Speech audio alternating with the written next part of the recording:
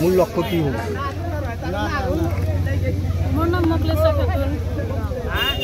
6 জন সদস্য মানে 5 জন সদস্য সমর্থন বাকি 4 জন অ্যাবসেন্ট আছে। মোট সদস্য 22 গাঁও পঞ্চায়েত সভানেত্রী হিসাবে বাছনি করেছে। মই বহুত মানে আনন্দিত হয়েছি, নথৈ আনন্দিত হয়েছি।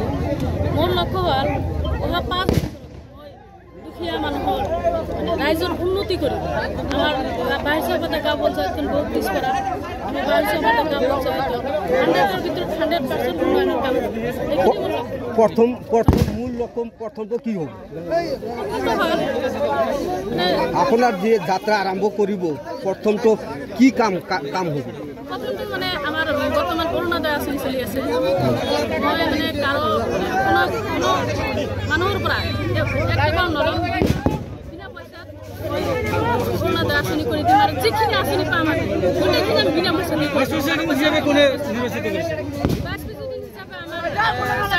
সদস্য জাহানা ইয়াসমিন গোটেইখিনি মিলে 6 জনী মিলি। আজি কেনেকুৱা লাগিছে? বহুত ভাল লাগিছে। ৰাইজত কি জনাব? ধন্যবাদ জনাম আপোনালোকক সাংবাদিক। 22 গাঁও পঞ্চায়তখন যেহেতু নৈপৰীয়া অঞ্চল, গৰাখহনীয়াৰ কবলত আছে। আপুনি গৰাখহনীয়াত ইতিমধ্যে জাগা কৈছে যে গৰাখহনীয়াৰ সৃষ্টি হৈছে, আপুনি গৰাখহনীয়াৰ কাম কৰিব পাৰিবনে? আমাৰ 22 গাঁও পঞ্চায়েতৰ গৰাখহনীয়া মানে বহুত প্ৰব্লেম হৈ আছে। আমি ইলেকশ্যনৰ পিছতে মানে আমাৰ মানে নিজে আৰ্থিকেৰে চৰকাৰী কোনো পইচা নলোৱাকৈ কাম আৰু নদী বান্ধৰ কাম ইতিমধ্যে চলি আছে আৰু আমি কৰি থাকি। ঠিক আছে, ধন্যবাদ। যেহেতু কি জানাবো আজি কেনেকুৱা লাগিছে? ভাল লাগিছে। কেইগৰাকী সদস্যই সমৰ্থন আগবঢ়াইছে? 6 গৰাকী না 5 গৰাকী সদস্য? 5 গৰাকী সদস্যই আপনার সমর্থন আগবঢ়াইছে। হ্যাঁ, আপনার মূল কাম কি হ'ব যেহেতু আপনি উপসভানেত্রী হিসাবে বাছনি করলেন?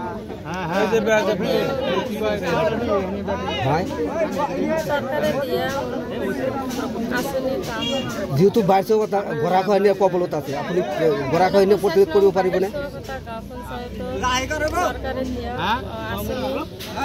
প্ৰতিৰোধ কৰিব গৰাখহনীয়াৰ যেহেতু ব্যৱস্থা কৰিবনে?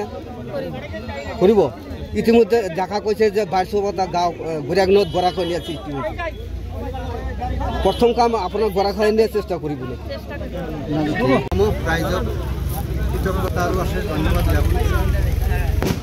নিস্বাৰ্থভাৱে বহুত ভোটত 6 নং ৱাৰ্ডৰ ভোটাৰ ৰাইজে জনসাধাৰণে আমাক বিপুল ভোটত জয়ী কৰিছে। তাৰ লগে লগে আমি দেখা পালোঁ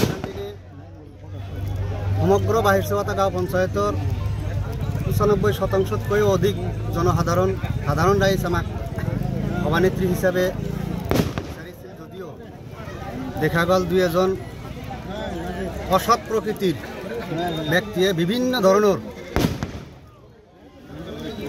আইন নীতিবহিৰ্ভূতভাৱে আমাক হাৰাশাস্তি কৰাৰ চেষ্টা প্ৰয়াস কৰিছিলে।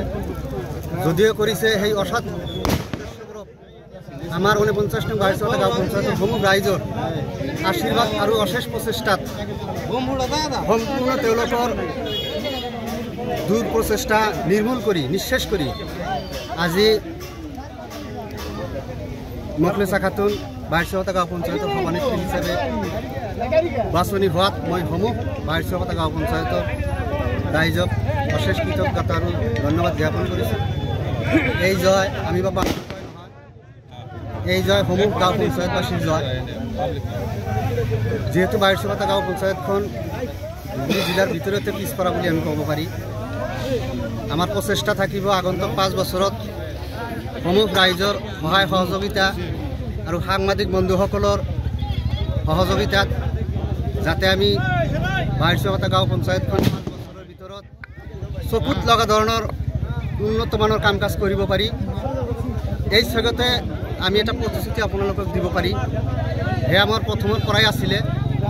চৰকাৰী বিভিন্ন ধৰণৰ আঁচনি ৰূপায়ণ কৰোঁতে গৰীব দুখীয়া ৰাইজৰ পৰা যি টকা সংগ্ৰহ কৰা হয়, আগৰ দিনত মেম্বাৰসকলে হওক, কিছুমান দালাল প্ৰকৃতিৰ লোকেই হওক বা চৰকাৰী কোনোবা বিষয়ববী ইয়াৰ লগত জড়িত থাকি ইতিমধ্যে আপোনালোকৰ জৰিয়তে নিউজ বাজিছে মাছানালা গাঁও পঞ্চায়তৰ সচিব অৰুণোদয় আঁচনিৰ নামত ধন সংগ্ৰহ কৰা তেনেকুৱা কোনো ধৰণৰ আঁচনিত আজিৰ পৰা 22 গাঁও পঞ্চায়তত কোনো এজনো এটকা গৰীব দুখীয়া ৰাইজৰ পৰা সংগ্ৰহ কৰিব নোৱাৰিব। এয়া আমাৰ প্ৰতিশ্ৰুতি বিগত দিনত আছিল। আগন্তুক 5 বছৰ এইমতে পঞ্চায়তখন চলিব। ইয়াত আমি আপোনালোকৰ সহায় আৰু সহযোগিতা সম্পূৰ্ণৰূপে কামনা কৰি ইয়াতে সামৰিছোঁ। 22 গাঁও পঞ্চায়ত ইতিমধ্যে দেখা গৈছে গৰাখহনীয়াৰ কবলত ৰাস্তা ঘাট কিবা কোনো ঘৰ বাৰী উঠি যোৱা পৰিলক্ষিত। মই এজ এ নাজিৰ হুছেইন 22 গাঁও পঞ্চায়তে জন্মগ্ৰহণ কৰিছোঁ, যদিও 2016 চনত তাৰ পৰা স্বীকৃতি হিচাপে আহিছে। একমাত্ৰ ৰাস্তা ঘাট নথকা আৰু গৰাখহনীয়াৰ অসুবিধাৰ কাৰণে সেই অসুবিধা অনুভৱ কৰি ইতিমধ্যে পঞ্চায়ত নিৰ্বাচনৰ আগতেই মই নিজা ফাণ্ডৰ পৰা ENDৰ SDO লগত যোগাযোগ কৰি তেওঁলোকৰ ইষ্টিমেট মতে 10 পৰা 12 লাখ টকা ব্যয় সাপেক্ষে ইতিমধ্যে আমাৰ জিঅ' বেগৰ কাম 80 পৰা 90% সম্পূৰ্ণ হৈছে। আশা কৰোঁ 2 দিনত বাকীখিনি কমপ্লিট হৈ যাব।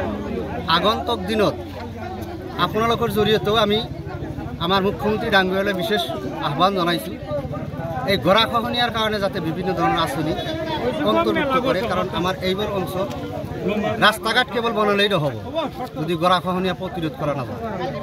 আৰু বানপানী আজি ৰাস্তা ঘাট বনাই আছে, কালি বানপানী সেই গোটেই উৰুৱাই লৈ গৈ আছে। সেইকাৰণে সংবাদ মাধ্যমৰ জৰিয়তে আমাৰ মুখ্যমন্ত্ৰীলৈ বিশেষ আহ্বান 22 গাঁও পঞ্চায়তৰ সমূহ ৰাইজৰ হয় যাতে আমাৰ গভৰ্ণমেণ্টে চিন্তা চৰ্চা কৰি বিভিন্ন ধৰণৰ আঁচনিৰ ভিতৰত আমাৰ গৰাখহনীয়াৰ বাবদ টকা যাতে বাজেটত ধাৰ্য কৰে, আঁচনি যাতে ৰূপায়ণ কৰে, সেই আঁচনিৰ জৰিয়তে গৰাখহনীয়া প্ৰতিৰোধ কৰিব পাৰি। ইতিমধ্যে যিবোৰ আঁচনি আছে সেইবোৰ পৰ্যাপ্ত নহয় বুলি মই অনুভৱ কৰোঁ। মই আমাৰ ধুবুৰী জিলাৰ ফালৰ পৰা বিধায়কৰ জৰিয়তে আমাৰ চৰকাৰলৈ বিভিন্ন ধৰণৰ ইষ্টিমেট প্ৰপ'জেল দিছিলোঁ, চেংচন পোৱা নাই। প্ৰয়োজন অনুপাতে খুবেই কম সংখ্যক আঁচনি দিয়া হয়, টকা নিৰ্ধাৰণ কৰা হয়। সেইকাৰণে আপোনালোকৰ জৰিয়তে মই আহ্বান জনাইছোঁ আগন্তুক দিনত যাতে বাজেটত বেছিকৈ পুঁজি নিৰ্ধাৰণ কৰে বা তেনেকুৱা আঁচনি ধৰে আমি যাতে পাওঁ। সেইবোৰ আঁচনি আমাৰ পঞ্চায়তত ৰূপায়ণ কৰি গৰাখহনীয়া প্ৰতিৰোধ কৰিব।